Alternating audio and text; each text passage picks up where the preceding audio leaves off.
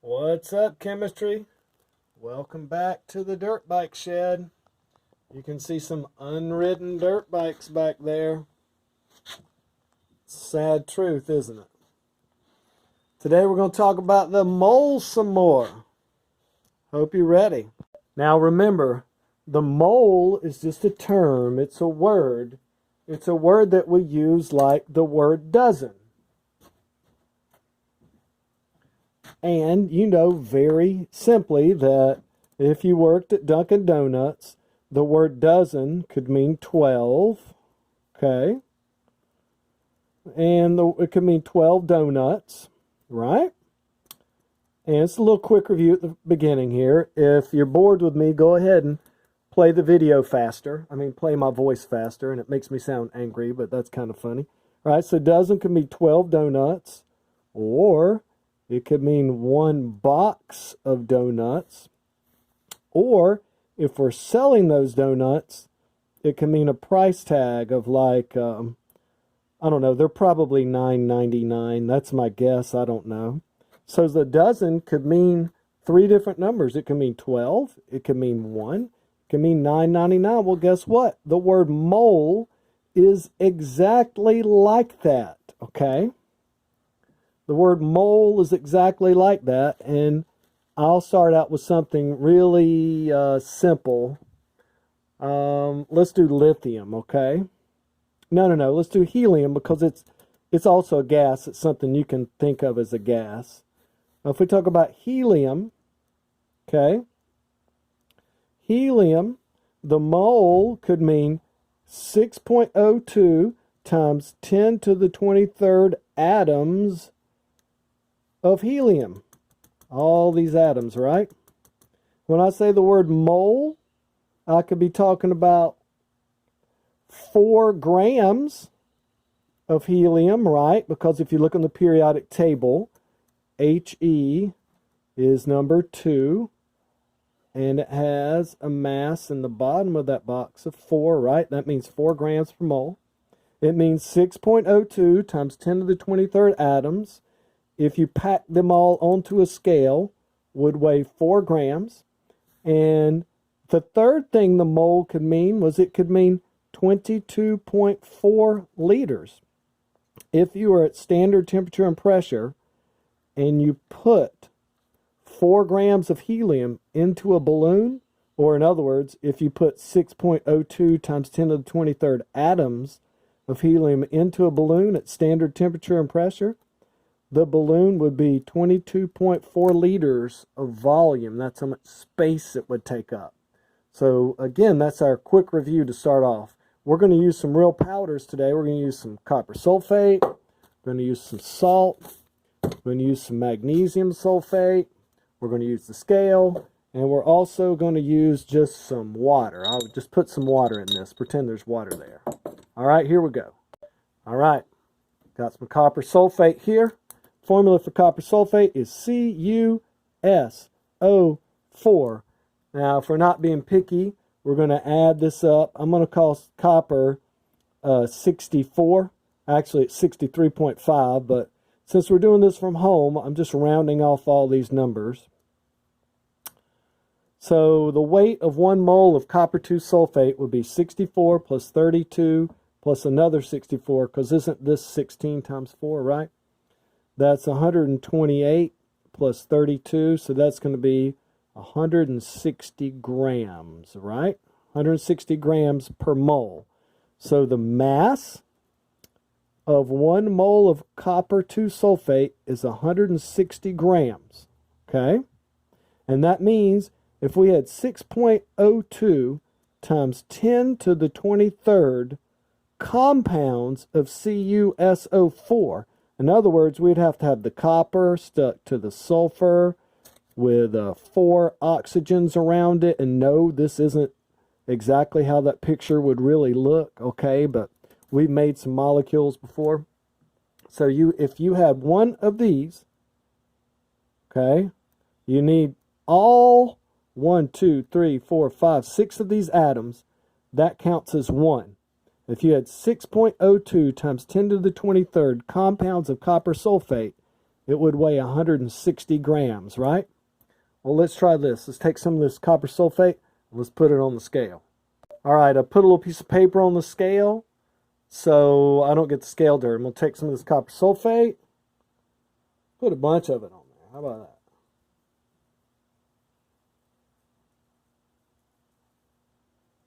All right, boom.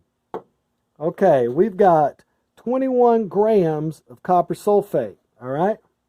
So number one is, 21 grams of copper 2 sulfate is how many moles?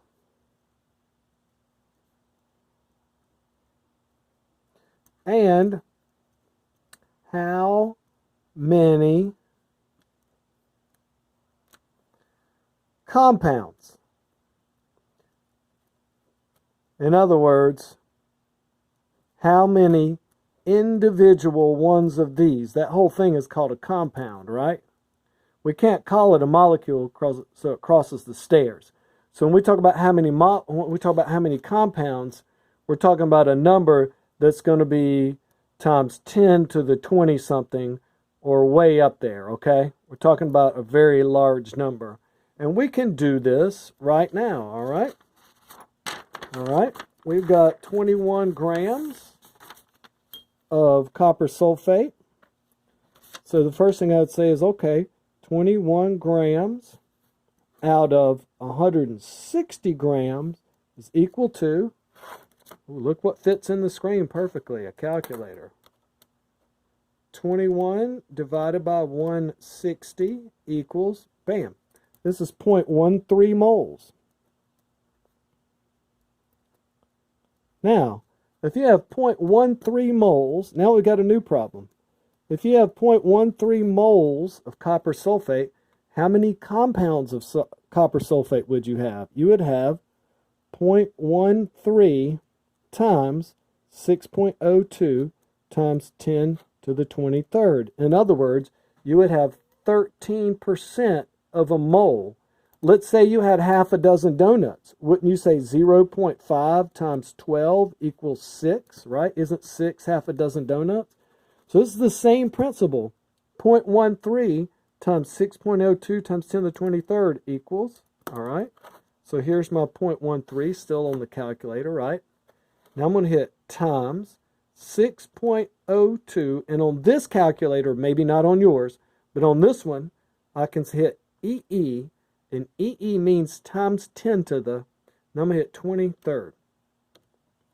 So the answer is, there are 7.9 times 10 to the 22nd individual compounds of copper sulfate on that scale. We literally just counted tiny things that we can't see because we know that the mass of 1 mole should be 160 grams.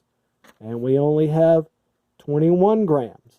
So therefore, we only have 13% of the correct number for the mole. So we have 7.9 times 10 to the 22nd. Now I'm going to show you a proper looking math way to do all these problems. Now here's a way you'll often see that exact same problem I just did written. I personally like the way we just did it, but most of your chemistry professors will make it look like this. We have 21 grams of mass. 21 over 1 times 1 over 160. 160 is the proper number for the weight of 1 mole of copper 2 sulfate times 6.02 times 10 to the 23rd over 1 equals the number of compounds. Now this formula will work every time as long as you make it look like this. Ready? Whatever number you're given, okay? The number that you're given, that means the number on the scale, 21 grams, times 1 over the proper number. Now, if you're given grams, then you're going to put the proper number in grams on the bottom, times the proper number that you're looking for. This is the answer. So we were looking for compounds. So we'll put the proper number in compounds, which is 6.02 times 10 to the 23rd, equals your answer. Now we can do another problem just like this, an example. And I'm going to do one where I'm not giving you grams. Ready? Example. What if I said you have 1.5 times 10 to the 23rd compounds of copper 2 sulfate? That's the number you're given, right?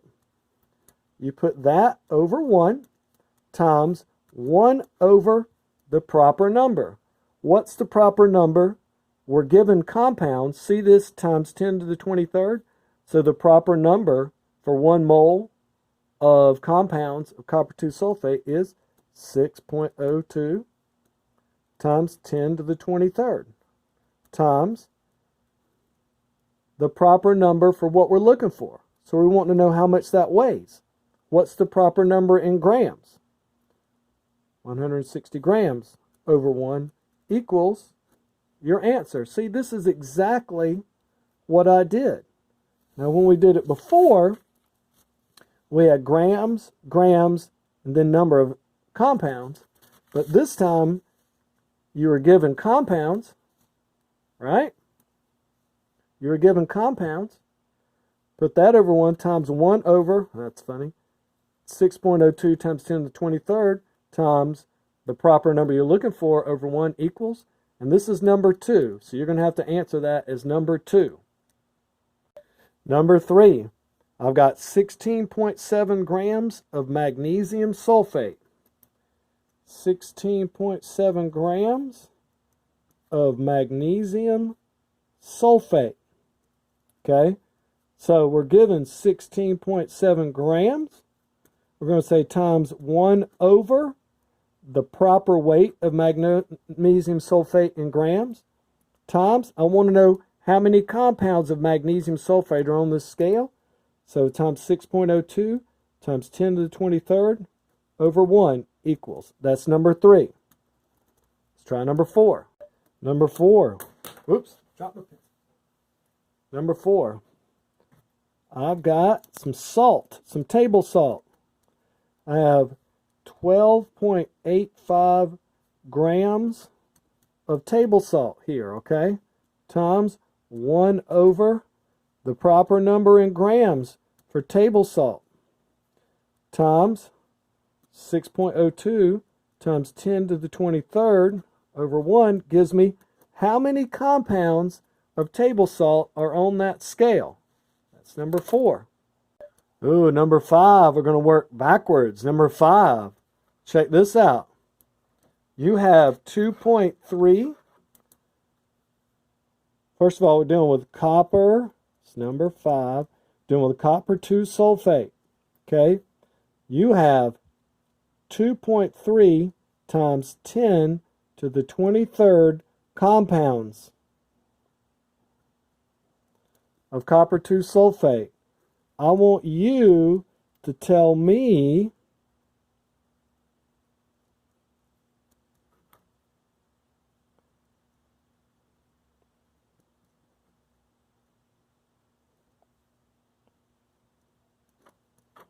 how many grams of copper sulfate are on the scale. See, I've got it covered up. It's a secret. All right?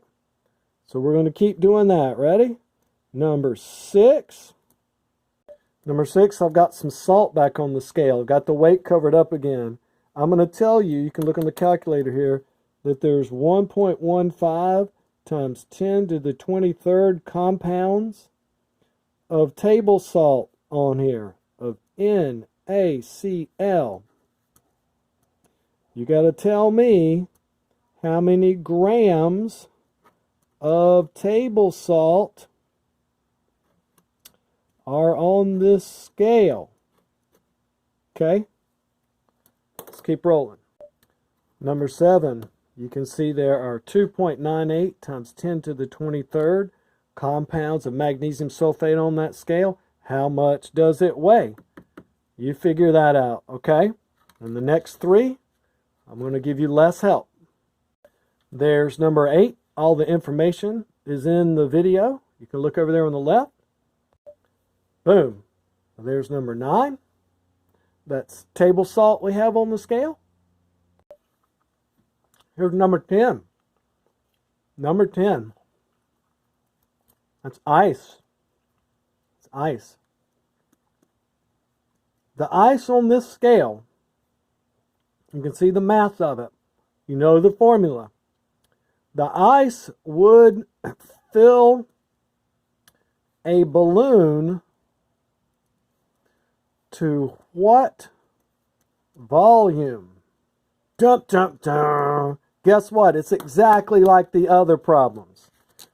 As long as you follow this formula, right? As long as you follow the formula with the proper number, then you're going to get it right. What you're given divided by the proper number, so you can see what you're given here, times the proper number for what you're looking for. And I'm looking for an answer, blank